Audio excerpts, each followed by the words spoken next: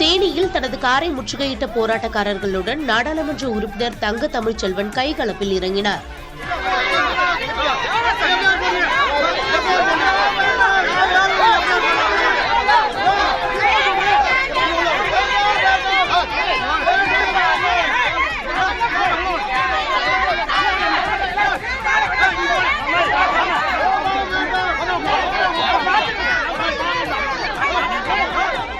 குச்சனூர் சனீஸ்வர பகவானின் திருக்கோயிலுக்கு வந்த தங்க தமிழ்ச்செல்வனிடம் குச்சனூர் கிராமத்தை சேர்ந்த ஒரு தரப்பினர் தங்கள் கிராமத்திற்கு மின்மயானம் வேண்டாம் என கூறி மனு அளித்தனர்.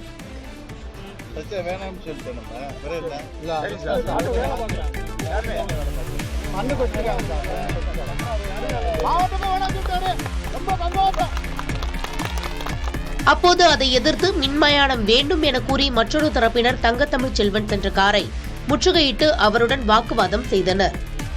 வாக்குவாதம் முற்றியதில் அவர் காரில் இருந்து இறங்கி சத்தமிடத் தொடங்கினார்.